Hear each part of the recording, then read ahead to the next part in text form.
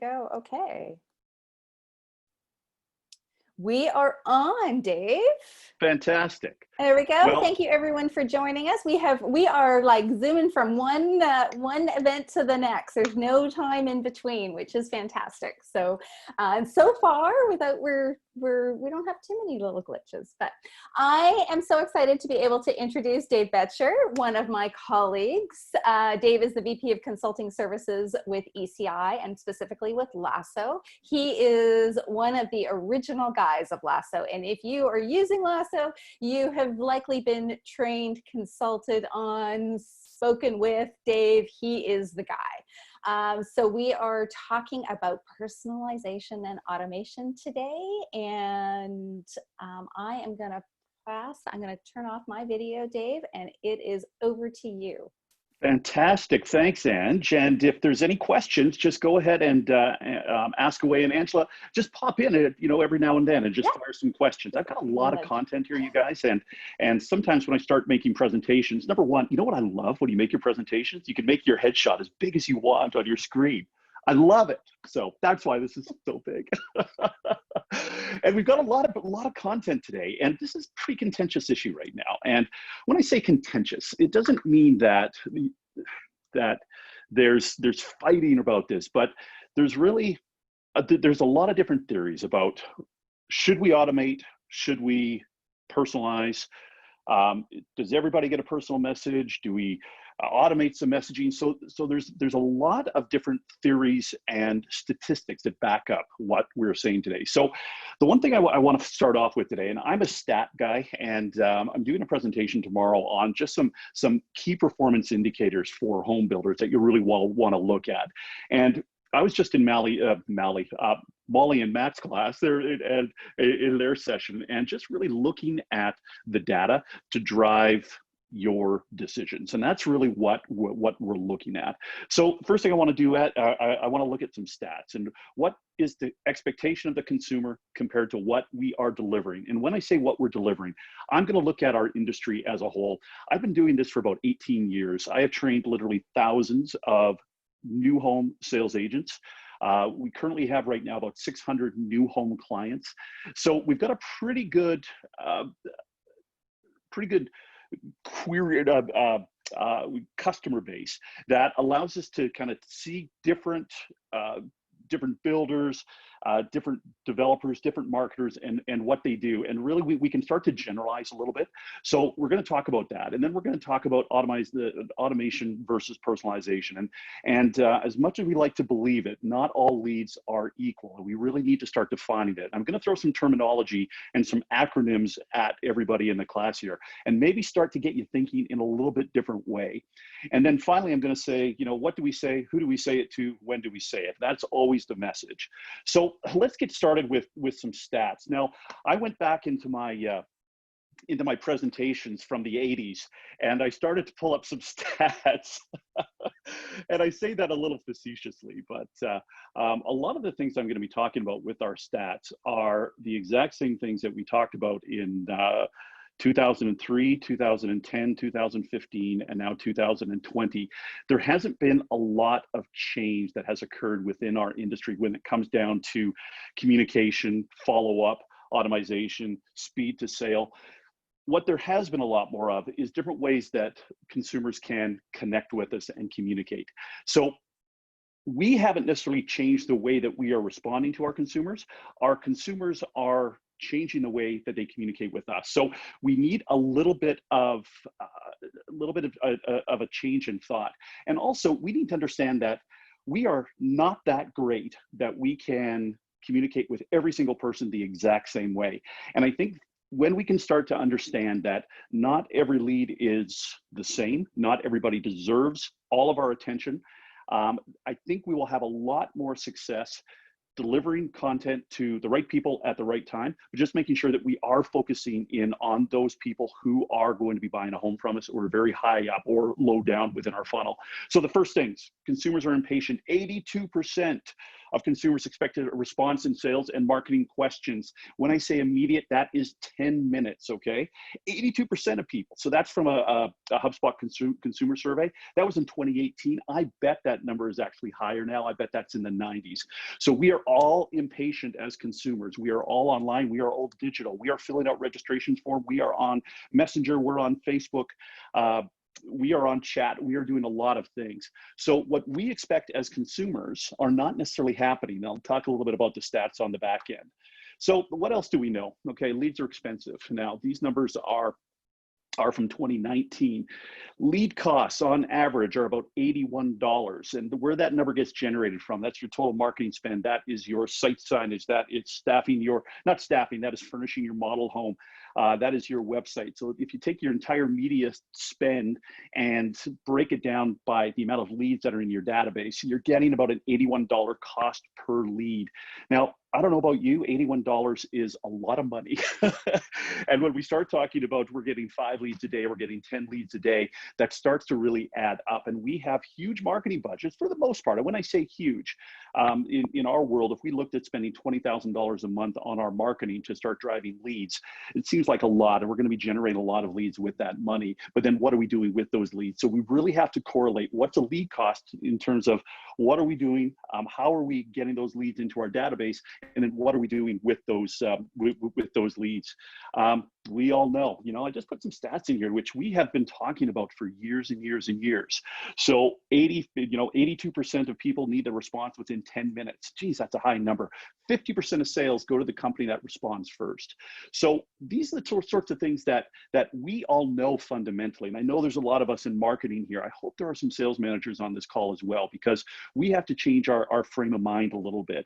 And we need to start giving our people the autonomy to start incorporating some automation within their messaging, depending on the type of the lead. So I just want to kind of talk about that a little bit, because there is a huge disconnect between what our consumers are doing, how they're communicating with us, and then what are we doing to follow up. Now, we've got some good friends in the market. They're a company that's called Do You Convert, and they have just finished a survey called, it's a Homebuilder Survey. And essentially what they've done is they have registered on a significant amount of builders' websites, small, medium, and large. They filled in their first name, their last name, their email address, and they said, please follow up with a text. And then they also provided their phone number. They waited 45 days, and then they got the results. So this is 2020. This is today.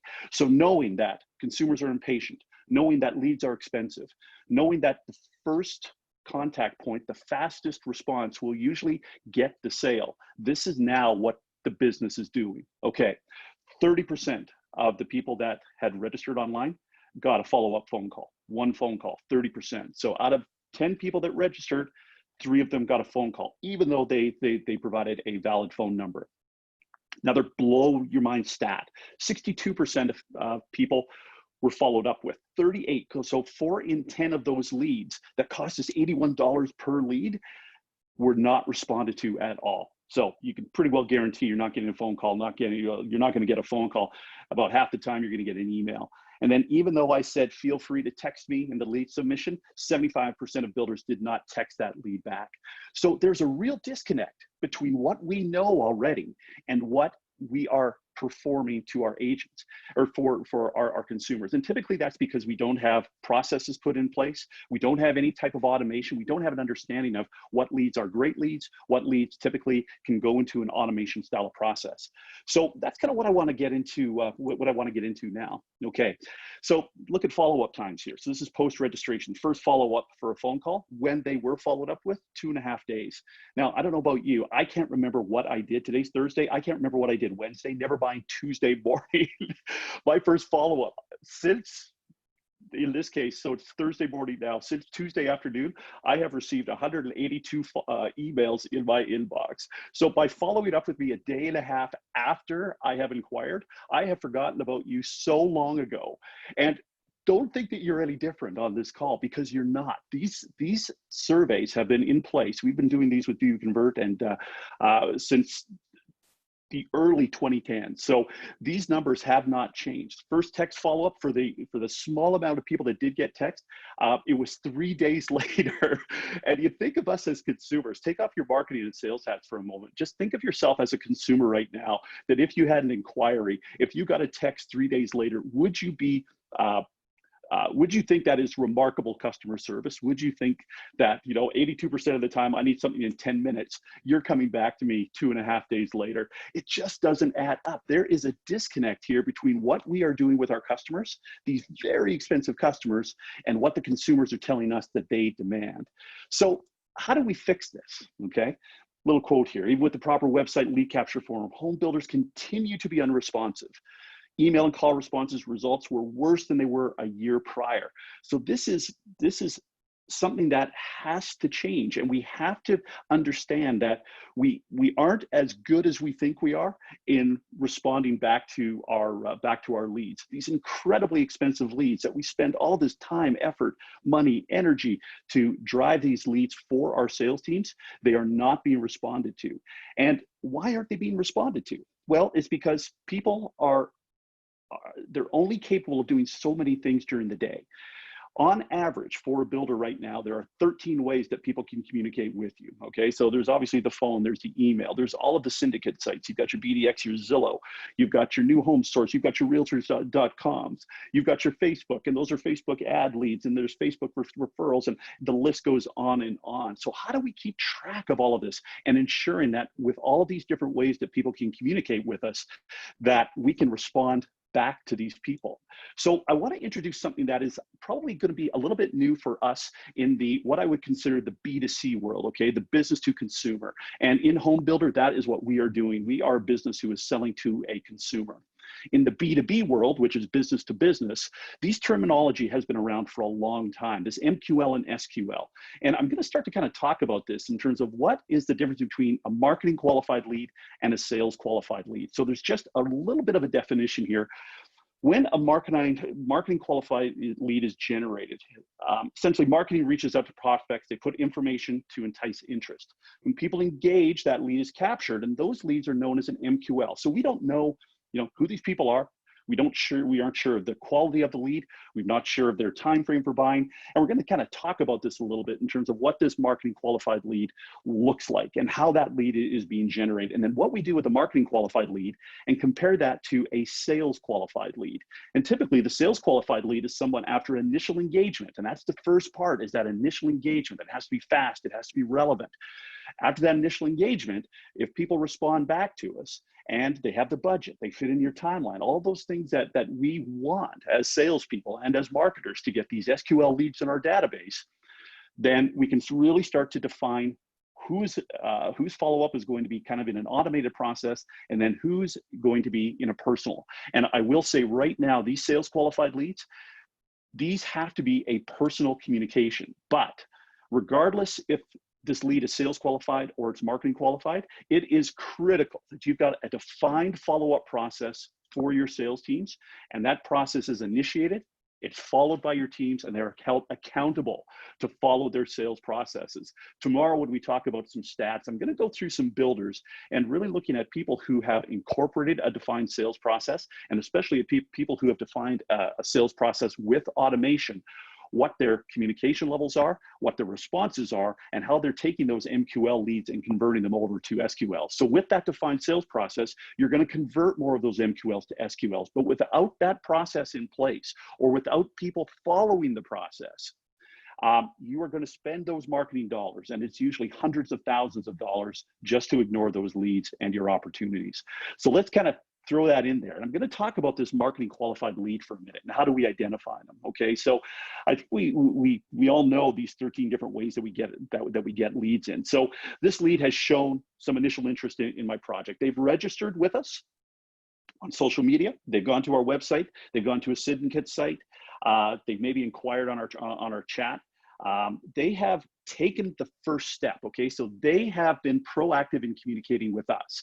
So even though we haven't responded back to them yet, they have essentially instigated that communication. So they are primed to receive additional content, but typically they are sitting at the top of this funnel that we're creating, this lead funnel that we're creating for our salespeople. But they are going to need a lot of additional information to make that buying decision. So these MQLs are sitting in our database right now, and they sit there every day. And typically these are the leads that get ignored. So what the MQL is not? This is not just another lead, okay? They have initiated contact with us. The other thing is they are not a guaranteed customer, but they are also not a waste of time. We have spent $81 each to get this lead into our database. So we need to value these people, and we need to value everybody in our system. And some people need more nurturing, some people need more communication, and some don't. But these people are not passive. They have definitely taken that initial action in order for us to now really write the script and how we communicate. And it's up to us now. It's not up to the consumer to communicate with us. It's now upon us to ensure that every single lead that comes into our system has some methodology of being communicated with. And there's some tricks that we can do within our methodology to see, is this person a valuable lead, or is it somebody who our marketing department can really kind of deal with? But this MQL lead is critical to get them to transition over to a sales qualified lead, and it's the sales qualified leads in our database that really we want. So we want this conversion from an MQL over to an SQL. Okay, so how do we follow up with these people? Well, I tell you, they're going to require a lot more engagement up front. So it's going to be not auto replies. There's going to be some personalization within our database. They are going to require a longer engagement period.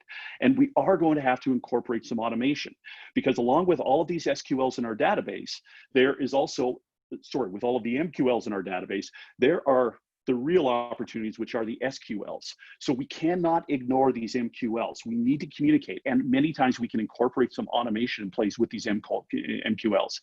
We need strong calls to action in our messaging. We need to ensure that everybody is being communicated with, but they know what the next steps are. We can't be passive. We need detailed content in our messaging, meaning that we need to ensure that people are being driven back to our website, because when people are on our site, they are now getting tracked, and we can track their digital engagement that they're having with. They're not to be undervalued or overvalued. So we don't know who they are. They could be the best lead, but until we're communicating with them, we don't really have any idea. And again, this is not a passive lead. They have taken the action, right? So now it's up to us to respond, and we need to continue our responding, understanding that these leads need more engagement. They have a longer engagement period, but the key intent here is that while we're doing this engagement, these people are going to re-engage with us, and we're going to convert them over to that sales qualified lead. So let's just look at this journey that people take, and this is not new to any of you. But I just kind of want to illustrate it. And my good friends over at Ideal Homes in Norman, Oklahoma, they gave me the okay just to use them as an example. So when I'm doing a search, if I'm searching for new homes in Oklahoma, I go to Google and I type into that. And what comes up are all of these options. So you'll see that I have Zillow, I've got Realtor.com, I've got Oklahoma Home Seller, I've got Redfin. And then I've also got, Ideal Homes, and I've also got Homes by Tabor, and I've got some other builders in here. So this is really a place for me to start. So as I'm starting to look around, I'm going to look at all of these syndicate sites that I have within my database. So I've got New Home Source here, I've got Realtor.com here, I've got Zillow over here. So I'm gaining a lot of information about what's in the area, what are the price points in the area, what are the school districts like, and then I'm looking at the different homes within the area. So again, these syndicate sites, you're spending a lot of money. This is really a high cost lead for all of these syndicate sites. Again, all of your paid social advertising, all of your paid Google advertising, it's a very expensive lead that you're getting in. So it's just critical that we are responding back to our prospects regardless. But again, we can incorporate some automation. So if I'm on Zillow, a lot of times what I'll do is I'll hit this little button up here that says Contact Builder, and that's going to pull up a registration form. So a lot of times there's two different ways that that a registrant, when they're on a syndicate site or when they're on Facebook, they can actually find they can communicate with you. They can either visit your website directly. So instead of this being a Zillow lead, this is now going to become a Zillow referral. So we start to talk about the attribution points, and they're very different. So if somebody is registering from Zillow directly, everybody knows this, they get a little form that comes up. It says contact builder, and this lead will typically go to an online sales counselor if you have that, or it will go to a sales agent on site.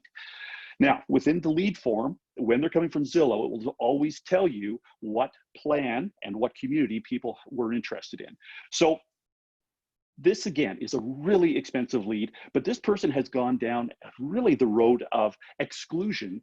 And now they have included, in this case, Ideal Homes with the Astaire plan at Trail Woods as their, as their interest. Now, they could also be registering on 5 other communities here, or for 5 other plans. They could also be registering on, New Home Source, on Facebook, so they may be registering for a lot of other information, and not just from you, the builder, but all of your competitors as well. And that's just not New Home, as Molly was just talking about in the last session with Matt and Molly.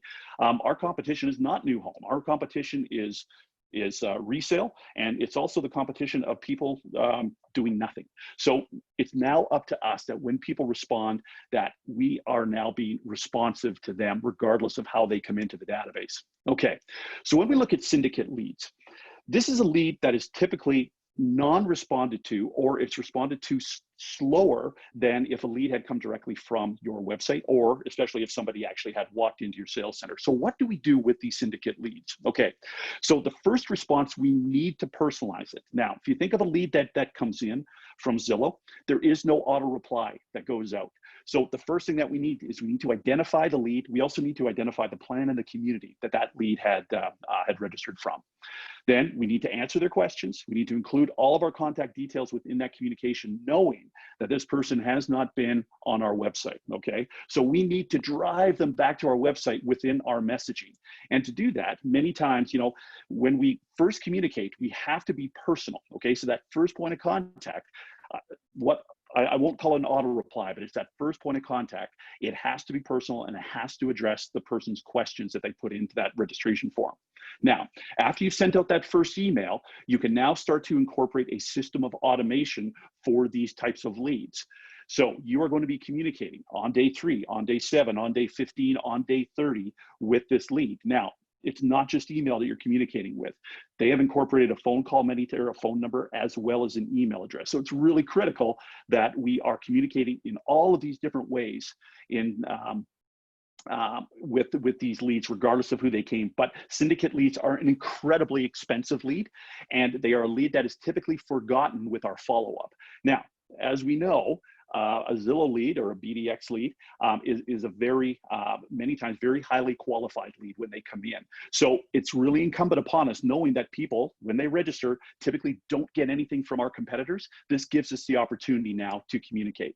So just kind of looking at some of the communication we would send out. Number 1, we have to be following up, and it has to be on an ongoing basis, okay? So this is a high cost lead. When you look at that email over the left-hand side, this is just a typical follow-up email, but it doesn't look like a marketing email when it arrives in somebody's inbox. There's a real differentiation with your communication. What looks like a marketing email compared to what looks like a personal email. This email looks personal, okay? So thanks for your inquiry on Zillow. My name is, so introduce yourself, okay? Second paragraph, talk a little bit about the community, why it's such a cool community to live in. But we always want to be driving people back to our website because they haven't been there yet. They've only been on Zillow. So in our communication back to them, we have to drive them back to the website. Now, on some CRM tools, by driving them back to the website, you're also going to install a digital tracking token or digital tracking cookie onto their computer. So not only are you driving them back to the site for more information, but now you are going to be digitally tracking them and engaging with them digitally, okay? So there's always purpose to driving people back to your website. It's not just purpose for the consumer, it's purpose for you, so now you can start to track them digitally. I also really encourage you to drive people to your social media sites. Get them to like, get them to follow. We want consumers on our social media, and it's a great way to get your information out there. It's a great engagement tool. And then there's a call to action on the bottom down here. I'm going to call you. I'm going to communicate with you. So when you say you're going to do something, you have to do it. There's no sense in sending out this email and then forgetting about this lead. So a Zillow lead has to be specific to Zillow. We know the lead source that's coming in, and now we can set up a follow-up process. The first one is personal, and then the remainder, 5 to 6 types of emails that are going to talk about community highlights, are going to talk about our, the reasons to buy, what makes us different. It's always going to be consistent, and we're going to do this for up to 45 to 60 days. So we've got this long engagement process. And again, immediate, it's going to be ongoing, and it's going to be pertinent to the consumer. So give that person every opportunity to take that MQL status and convert that over to an SQL. And when they become a sales qualified lead, when they have responded back to you, you can stop that MQL process, and now you can engage with them personally. Okay, Facebook leads. Okay, so this is the registration form that comes right off of Facebook.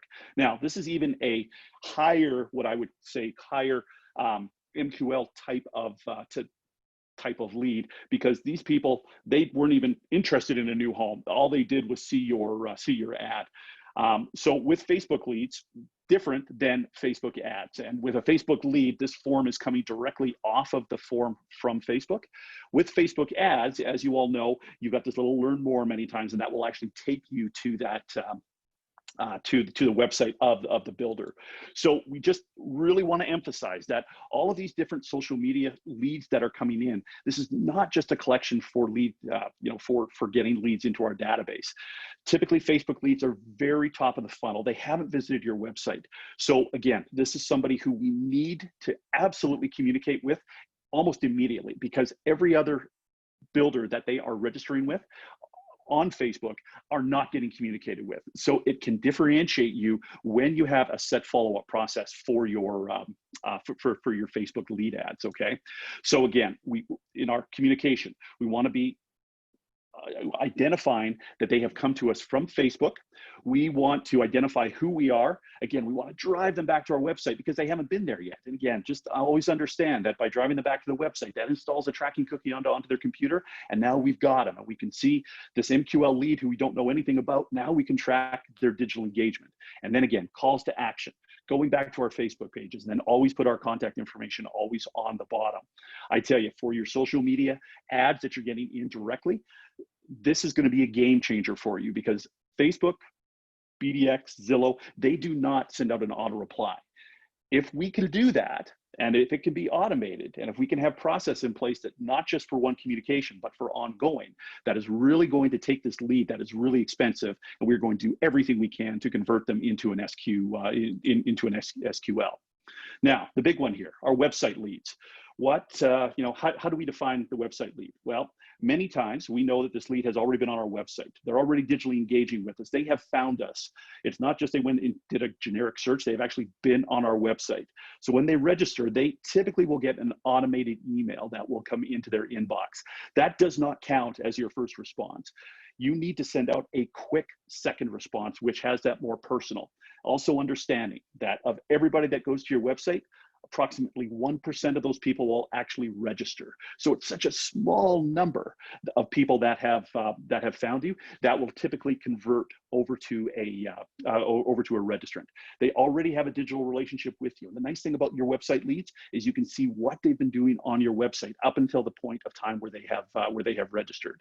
And you have to have a plan for further follow-up. So you have to have that sales process in place.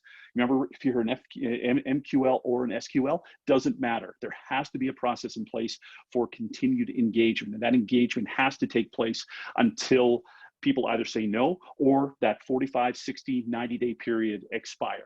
Okay, so just a couple of, this is an incredibly high valued lead.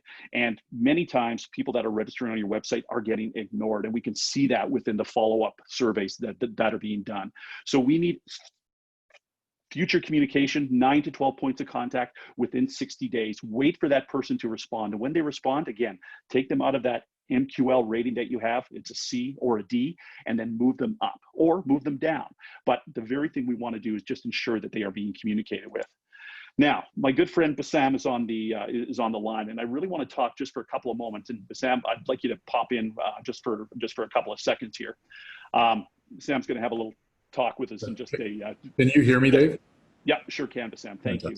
So, one of the new components of our engagement with our leads is having online chat as well as chat bots. And I probably did not do this justice, but why is a chatbot, what is it and why is it a big deal? And again, I've just kind of put some theories in here. It's a program that resides on our website, and it essentially it simulates a real interaction with our users. So it's got some real key elements to it. So it's based on machine learning, we gather conversational cadences, and then it really copies those human interactions. So it's like somebody is talking with us. But I don't think, and Sam, you can certainly talk to this in just a moment as well.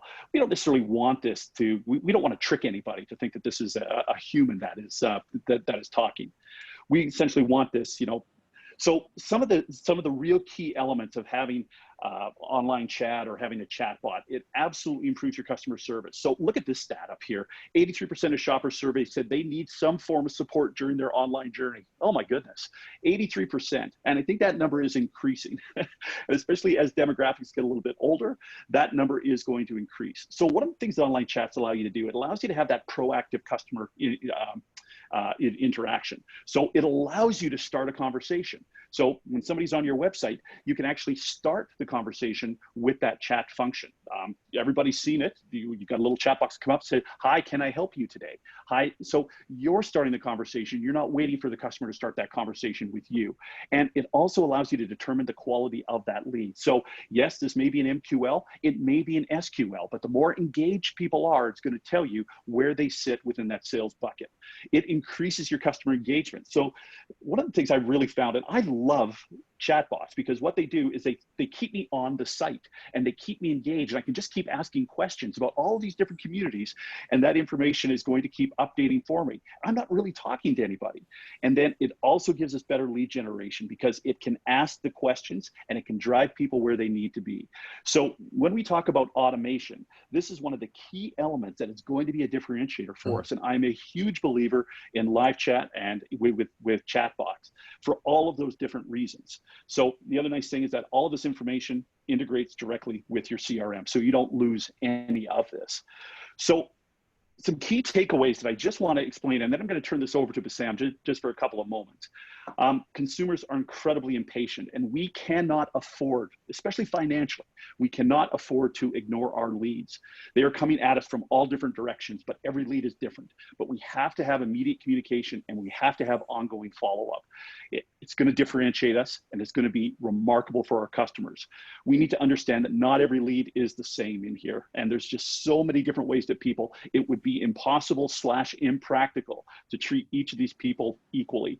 So what does an MQL look like to us as an organization? And then what are we going to do with those MQLs? And then when we convert people from an MQL over to an SQL, how does that conversation differ? Remember, we can automate for an MQL. Our SQL conversations have to have a personal element. And then once we've done all of this, we need to be able to analyze these leads and analyze the conversions. Know what your baseline is today. How many of those MQLs are you qualifying? How many are you converting to an SQL? And then how can we do better? So that being said, I'd like to introduce Bassam, and Bassam is the CEO of Atlas RTX. And Bassam, if you just want to take over my my screen here, I think you can do a screen share on your side there. Fantastic. Let me try that. Let's see if my technical aptitude gets tested today. Oh, I'll continue, and we'll do. Look at that. All right.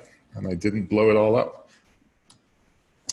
So first I wanted to say, Dave, that sincerely you did a fabulous job, way better than I could do. And I was taking notes as to some of the stats you were saying. You and I can talk about this, later, and I can give you some, some pointers. Absolutely. Yeah. I really appreciate that, but I think you elucidated it so well. It's and when we jump into my presentation in just a second, we'll talk about the notion of real-time experience, RTX, real-time experience, and it hits on exactly what you're talking about, Dave, in terms of consumer and customer expectations today. And when I say that, I mean all of us. It's what we expect today in terms of immediacy, on my own time. I want to self-service. I don't want to have to engage for every single thing, right? That's how we have all become accustomed. So it's these expectations on this end, with on the other end, our own end as home builders now.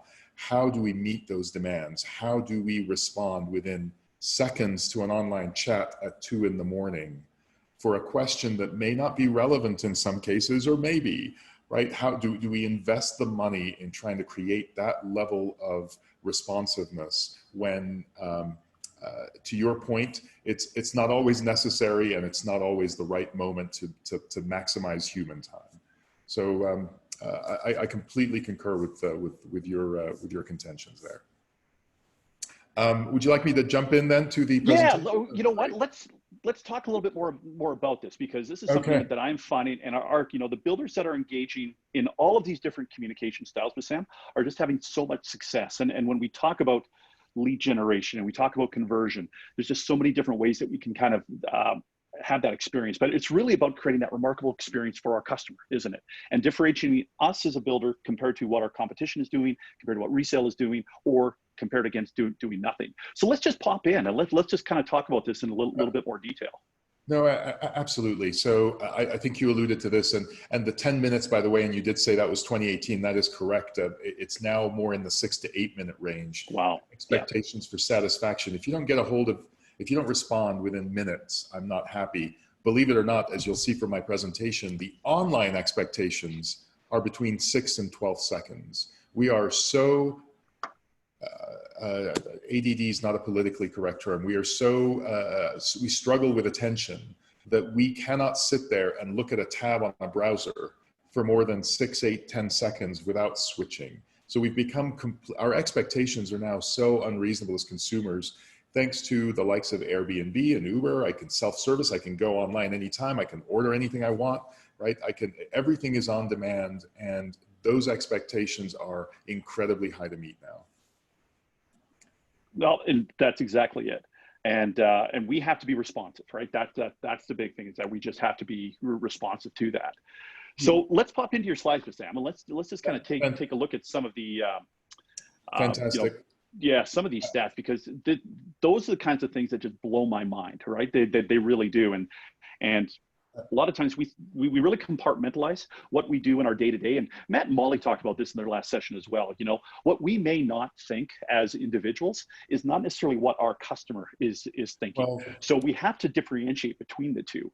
If we don't see value, or if we think that automation or chatbots or automated emails going out are not working, the stats tell us that they are, and we have to be able to, incorporate this type of functionality within our day-to-day interaction. Like I say, we're not that good. We can't follow up with everybody at every single time.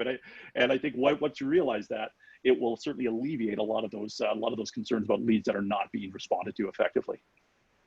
Absolutely. And Dave, you did bring up something very specifically that I think is a macro.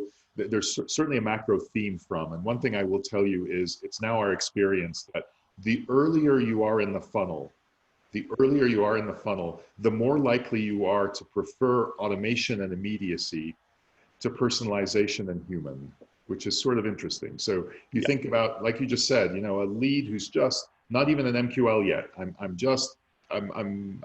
haven't expressed interest. Automation is absolutely the right approach there. Let's go all the way down the funnel. I'm now a customer who's pissed off because I have a leak in my house. Yeah. Automation should only be 5 or 10% of that solution. I want a human right away because I'm upset. And the last thing I want is to try to be dealing with some system that keeps routing me or having me, if it's on a phone call, pushing 9, then 3, then 2, right? I just want someone to help me. So I do think that macro theme absolutely holds. But let me jump into this, and it's going to be a brief presentation, nowhere near as impressive as Dave's, but we're going to talk to you about 5 general concepts, 5 ideas that we'd like to share with you that really do build on what Dave just presented. The The first is just this notion. I want to introduce you to the notion of real-time experience. I think this is fundamental to what Dave was just talking about. We've all, those of us in software especially, we've been talking about CX, customer experience, for the last decade or 15 years now. It's been the hottest acronym out there. It's all about making sure that the customer has a good experience with us. But today, CX has continued to be a very passive thing. It's more about measuring the satisfaction of a customer. And our contention is CX is now passé. It's now time for something much more real-time and much more engaging. It's about doing something and engaging your customer at the various points in the journey, not just measuring their satisfaction. And as I said, real-time experience is really the convergence of these expectations of the customer with what we're able to provide. And there are just 5 ingredients I want to mention here. And this is where we'll talk a little bit about stats that we're now seeing at really, really high scale. The first is a real-time experience has to be 24/7, 365. No more notion of business hours. No one wants that. We don't want that as consumers, right?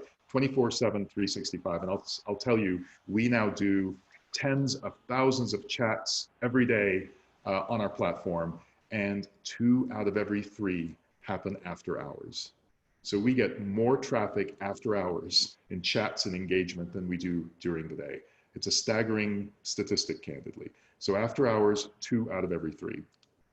Immediate, exactly as Dave said, immediacy is absolutely important. And if to make it a real-time experience, it's our contention it has to be really immediate. So our definition here is 6 seconds, because today, on many engagements that are online, 6 seconds is all we have to capture and retain the consumer's attention. If we can't respond back within 6 seconds, we're missing out on an opportunity. This is interesting and worth mentioning. We've all been talking about mobile. Mobile is hot. Yes, 2/3 of our traffic these days, the average builder sees 2/3 of their traffic now on mobile phone. Yes, but if we engage people on their mobile phone, a strong contention here is you have to make it appless. You can't require consumers to download apps. Believe it or not, the average consumer today has 80 apps on their phone. A year ago, we had 90 apps on our phone, and it's dropping every year. We're becoming less and less likely to download an app. No one wants to download an app. And the younger you are, the less likely you are to do it, right? Maybe TikTok. TikTok can get people to download apps, but about every other app it really struggles with that. So it's really critical that the communication be appless. I used to call this asynchronous, but that's such a techie term. We'll refer to it as on demand. We want to be able to engage on our own terms. And this is a way of sort of saying messaging. This is why messaging is so hot right now. It is so hard to get someone to commit to being with you on a live conversation or with you in person at the model home. It's so much easier to have an on-demand conversation with them where you can send them a message. They may reply 3 minutes later. You can reply back 8 minutes later, right? It's very on-demand, very, very asynchronous. That's the new way that we define real-time experiences. And then finally, part and parcel of real-time experiences is some notion of self-selling and self-service. Does this mean no human? No, absolutely not. But does this mean automation and innovation as part of the process? Absolutely. And this is the only reason artificial intelligence and chatbots comes in. It's because customer expectations demand that. Customer expectations say that if I come to your site at 2 in the morning and I have a really easy question, I should be able to get it answered. I shouldn't have to wait until the next day. And by the way, I mentioned 2 in the morning a lot, and that's because 2 in the morning Mountain Time, this is an interesting stat for you, is the peak after hours hour for some strange reason. So I guess we all have issues in the middle of the night around 2 o'clock Mountain Time, and we see a sort of a spike in chats there. So now let's take real-time experience and only 4 more slides to the rest of the journey. And we're going to talk about marketing, inside sales, field sales, and service. But before we do that, I want to stress this point here that I find really, really interesting about home building. We've now been in home building for 5 years. And that is the fact that home building is really three businesses in one. The one we all talk about is the retail business. It's the part of home building that is all about selling homes. That's just one of three businesses, because as you all know, home builders are also manufacturers. They are building one of the most complicated things you could possibly build. And it has to be built for a specific location. There's a manufacturing business. And then of course, there's the real estate business. As a home builder, you have to own land and real estate and so on. So what's really interesting here is our focus, our target is really looking at at marketing and sales and every function from the lens of a retailer. And this really hits on why I'm really supportive of Dave's notions of MQL and SQL used very commonly in tech and in software B2B, business to business selling, is absolutely paramount here. In retail, all retailers understand the notion of an MQL versus an SQL and how you automate engagement with one over the other. So what's really important to take away from this is, as a retailer, the most important storefront is your website. The website is the most important storefront, and COVID has only pushed this up further because now everybody goes to the website as a core, core path to getting to the experience. That's where you start your experience. And home builders are seeing between a 35 and 70% increase in website traffic now versus a year ago. And mind you, we have some clients that see north of that, but 35 to 70 sort of the sort of the normal curve. The website is becoming such an important, arguably more important than the model home now as a storefront. So the question is, how do we RTX enable the website? How do we make it so the website is useful 24/7, 365, so I can self-service and I can look at your floor plans and I can get questions answered, and I get that immediately? How can I self-service and self-sell? That becomes an absolutely critical component. So, we need to put ourselves in the consumer's mindset and say, what would I want to do at 2 in the morning, at 9 at night, on the weekend with the website, and what's missing? What capabilities should I have to complete that real-time experience? Ultimately, the website, I hope this doesn't become too controversial a comment, because I think we as marketers talk too often about traffic to the website. In fact, I just did, right? Traffic is up. And I think we're forgetting something that is arguably at least as important as traffic, but arguably more important. And that is, how much of that traffic are we actually converting? And Dave mentioned the number of, can we maybe get an aggregate of 1% conversion, plus or minus? So candidly, most get much less than that, believe it or not. Most are getting more in the 1 or 2 per thousand captured. It's much, much, much less than 1%. Ultimately, it doesn't help us to drive more and more traffic if we're not converting the traffic. We have got to invest in the conversion of that traffic, in the experience on the website. And ultimately, that's why a real-time experience on the website is so critical. Now we've got the lead, we've captured the lead. It's time to help inside or online sales. And we all call these by different names, but now we're in that part of the journey. And the trick here is, how can we empower the online sales folks to be able to provide real-time experiences, to be able to be more efficient and drive higher quality tours and appointments. That's, again, their objective.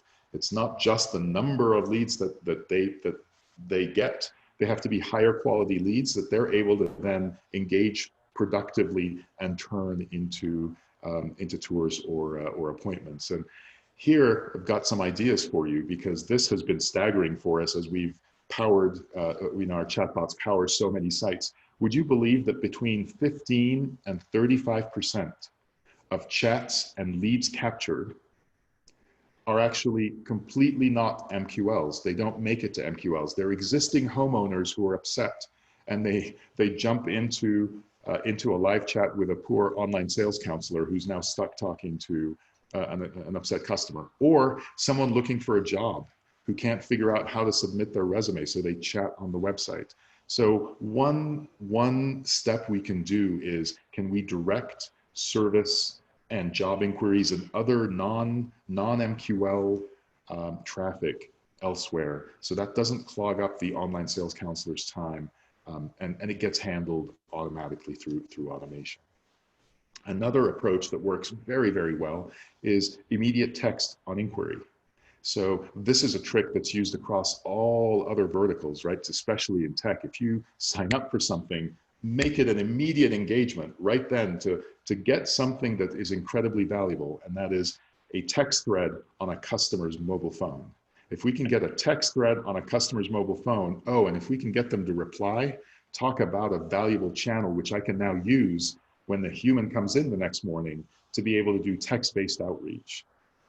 Text-based outreach is one of the most intimate types of conversations that we have. If you think about how you communicate with your closest family and friends, it's not via email, it's not even via phone call, it's via text. Text is now deemed the most intimate approach to engage someone. So if we can get to a relationship, I'll be candid and tell you about how I describe it to my team. I say, Jack, have you reached a text-based relationship with that client yet? Are you on a texting relationship? If you're not, they're just a customer to you. You need to get to the point where you're on a text-based relationship with a client, and you can now enable that. Yeah, and Sam, that really also helps you identify, are they that MQL or have they converted into an SQL? And those conversion points, are you a text-based? That is a key indicator that someone is now a sales qualified lead. So just all those little engagement points help you with that identification, right? You're absolutely right, Dave. Thank you for that comment. Absolutely. You can do text-based appointment confirmations. Most of us are pretty good with appointments, right? 65, 70, 75, 80%. What about the remainder though? In terms of appointments actually held, can we increase that by 5, 10, 15%? Because as you mentioned, Dave, it's really expensive to get an MQL to an SQL. It's very expensive. And it gets into the hundreds of dollars by the time you're actually getting them to get to an appointment. So if we can just increase that percentage by 5 or 10%, because we've built this relationship, that's a really compelling use case. Finally, this is one that we've had great luck with, and it's actually one we've partnered with Lasso on multiple occasions, where our joint clients have used this as a means to automate the cleansing of leads. So it doesn't make sense to just have leads just sitting there, right, that are very, very aged and old. If we've engaged these leads, we have their consent to text, we should use that as a mechanism to say, hey, it's been a while since we've talked to you. Are you still in the market? And if you're not, just let us know. And or if you've bought a home, tell us where you bought the home and why you didn't buy with us, right? But we can now get that information and move off of having an ever-growing list of leads. We're almost there. So now let's talk about community sales. So we've gotten the person to show up, and it's the same thing. Showing up is arguably worth at least hundreds of dollars, if not more, if not into the thousands. To get someone to actually show up into the model home is a very, very, very valuable commodity. So our job with real-time experience, yes, let's make it really comfortable for customers, for our home buyers, but let's also enable our community salespeople to do two things. The first is increase their conversion. How can we convert more of that traffic? It's so expensive. Let's not drive more of it. Let's just convert more. We don't need more. Let's just convert more. And the second is, how can we shorten, we call it contact to contract. How can we shorten the sales cycle so it's not taking 14 voicemails and follow-ups? How can we make it easy and real time for a buyer to buy from us? And as Dave said, it's those who make it easiest, those we can reach first, that we buy from. So there we can do things like on-demand and self-service requests around even seeing the home. So this is where, the ability to enter a home on your own, we actually think that's an absolutely valuable thing to have. It's very consistent with real-time experience. It's on demand, my time. I'm choosing when I want to go see that home, and I might want to see it at a time when there's no one available. If we do that, how do we bring the human into this? How do we make it so the human can support them, the human salesperson. And this is where we can enable capabilities like, while you're in the home, I can do a Q&A via text with the sales agent. So imagine the sales agent being notified that you just went into the home, and now the sales agent can actually answer some questions for you about the kitchen, about whether this is an option or not. And if the sales agent isn't there, we better have a chatbot that's supporting the sales agent to answer the basic questions, because we need to be able to give that immediacy to the consumer who's in the home. And then finally, and this is a use case that I suspect many of those of you on the call already are very familiar with, because we've been doing this for some time. This notion of, let's automate the follow-up. And this is very consistent with your messaging, Dave. Let's automate the follow-up. Let's make it automatic. Let's make sure that we engage people very quickly right after. Let's not wait 3 days to get a text. Let's make it 1 hour after they leave, and let's find out if they're buyers or not. And this is the sort of thing that creates that real-time experience for the customer while keeping it efficient for the salesperson. And finally, and I think I'm going to be right on time, I hope. I love this. I'm an old service guy. I've become a marketer thanks to Atlas. I've become a salesperson thanks to Atlas, and thanks to all of you. My whole life has been in services and delighting customers. And I'll tell you, there's something I've really appreciated in making this transition, and that is all service problems eventually become sales and marketing problems. Because if you have enough upset customers, you don't get new customers, because the word spreads that this company doesn't provide a good home, doesn't provide a good product, doesn't back up the experience and the quality and so on. The most valuable marketing tool, as many of you know, the most valuable marketing tool are delighted homeowners. Yeah. If we can have delighted homeowners, everything else becomes easy. And we all see that even as software companies, right? So notions that we can do here to create real-time experiences are doing regular check-ins throughout the journey. Can we do real-time experience check-ins in the journey and make sure that we're delighted right after the contract is signed, after the design center visit, at groundbreaking, right? And certainly at move-in. I can't tell you how many times I hear customers of home builders saying, my gosh, everything was so easy before I actually signed the contract. I could get a hold of people if I needed. There were experiences, all the innovation and the tech is there. But then once I've signed the contract, it's over. Suddenly I don't have an ability to have a real-time experience, an ability to engage people very easily. So it's really important that we continue that. Even though it's post-contract, it still impacts sales and marketing. And finally, and this is so easy to do, and it blows me away how few of us do it. We can turn problems into delighters, because research has shown for a decade or two now that if we buy something and have a problem with that something, but it gets resolved to our satisfaction, we're actually more loyal to the brand than we would have been had nothing ever happened.